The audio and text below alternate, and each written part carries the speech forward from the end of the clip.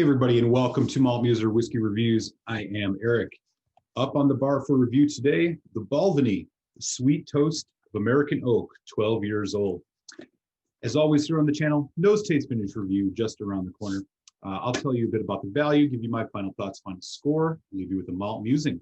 But first, before we get into a bit about Balvenie, if you're new to the channel, take a second, smash that subscribe button. That'll make sure you don't miss any of my reviews. They come out every Friday. I also have a Tuesday happy hour each Tuesday at 8 p.m. Eastern. We'd love to see you there as well. All right, Balvenie, located in the Speyside region of Scotland.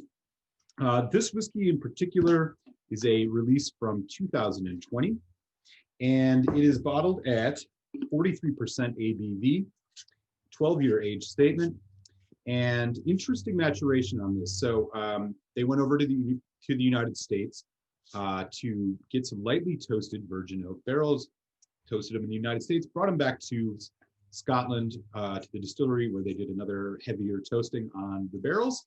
And so that is what is going to impart the flavor of this. So these are not heavily charred by any stretch like you would get out of a normal bourbon, but instead have just had a both light and deeper toasting to the barrels. So that is the tail of the tape on the Balvenie. Unfortunately, it does not say anything here about chill filtration or natural color. So unfortunately, we have to assume they have chill filtered and added color to this whiskey. Does not say otherwise. Here is the bottle. Again, classic Balvenie bottle. One of my favorite designs, actually. Their bottles just look great. So the label looks like it's got a little bit of the more background and story behind the whiskey on here. And just to do another quick check, yeah, unfortunately does not appear that they gave us any information on that, so we are going to assume that there's been some chill filtration to this and perhaps some color added. All right, but enough about that. Ultimately, in the end, all that matters, getting this in the glass, how it tastes. So let's do it. Okay, here is what the color looks like in the glass. Okay, let's get into the nose. Wow. Very unique. Sweet, incredibly sweet.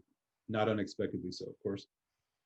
Coconut, apple. There is a, it's almost like waffles, like Belgian waffles with some light maple syrup on them. Not kidding. Just jumps out of the glass. Honey, ton of vanilla. A lot going on in here. You do get some of that Balvenie distillate, you know, in the background. It's a little bit of oaky spice. But all in all, this is just an incredibly sweet, and it reminds me of sweet breakfast. French toast, Belgian waffles. That's what you're getting here. It is a nose that, quite frankly, I can't say I've experienced much on any single malt scotches before. Okay, taste, cilantro.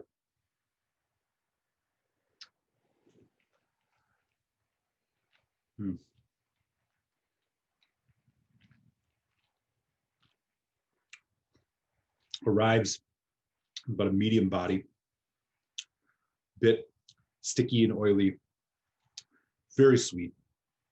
And not in a artificial way at all. It's a little bit grainy, texture-wise, but as it develops, you get this huge burst again of the sweet vanilla, light caramel. Again, this kind of cinnamon sprinkled over, like waffles or something like that. Maybe over like with whipped cream on top, even butter, brown butter. Very buttery as it goes into the later part of the development, into the finish. Do get a nice hit of oak spice. It's a little bit sharp, which almost makes me, you know, eke a little bit. It's sort of on the astringent side, but it's a medium long finish. Again, you're left with cinnamon sugar. There's some apple, a lot of sweet, just a little bit of sour and a little bit of bitter to kind of try to balance it out.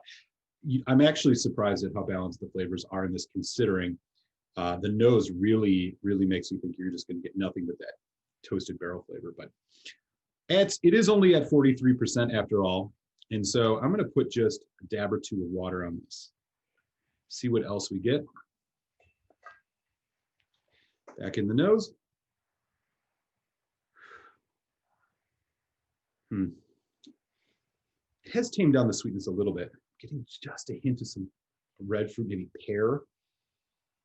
Almost maybe even a little tropical fruit in the background. Cinnamon sugar, caramel, vanilla, like French vanilla. Very creamy vanilla. Yeah, nice on the nose. Bit more subtle now with water though. All right, we need another taster.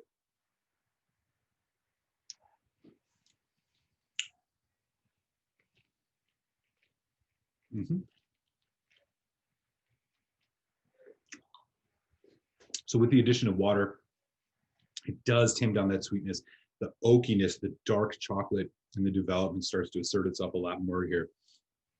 Not in a sharp way, it's slightly tannic, not off-putting. Getting more kind of coffee, like a light roast coffee. Again, with whipped cream on top. This is an incredibly just like a dessert for breakfast whiskey. Medium on the finish. I think it was actually a little bit better neat, despite how I liked how it tamed down the sweetness with water. All right, so bottle of the Balvenie 12-year-old sweet toast of American oak. You're going to find this here in 2021 in February rather. Probably right around that $70 to $80 mark. Not a cheap whiskey for a 12-year-old, but I think you'd venture to say that it's a solid value given the fact that they did do all of this heavy toasting to it. That's not necessarily a cheap thing to do, using 2 different barrels, so on and so forth. So I'm going to go with just medium on the value. So final thoughts. I think this is well made for sure. They knew what they were going for. I think this could have very easily been overdone. I think if it would have been higher ABV, it might have been overdone, maybe too cloying. But at the end of the day, this is an incredibly sweet, as I mentioned, dessert for breakfast type whiskey. I could see enjoying this pretty much at any time. It's dangerously sippable. And even now I'm getting some gingerbread notes in it. But I do think that it's even with the balance they have, it may be just a tad over the top. You do not quite get some of that Balvenie distillate, that kind of malty Scotch note that you can get out of Balvenies. It is a bit subdued here, even with water. But I don't necessarily think that takes too much away from this. If you're interested in a whiskey like this, I would not advise against you picking it up. And I think as far as a score, I am going to go with a 3.25 out of 5, which means that I recommend you give this a try and pick it up at a good price. All right, y'all. Let me know in the comment section. What's your favorite Balvenie? Have you had the sweet toast of American oak? I know there's been some controversial opinions about it. We'd love to hear yours. And with that, I'm going to enjoy the rest of this dram. Catch you next week on Malt Muser Whiskey Reviews. Salanchi, y'all.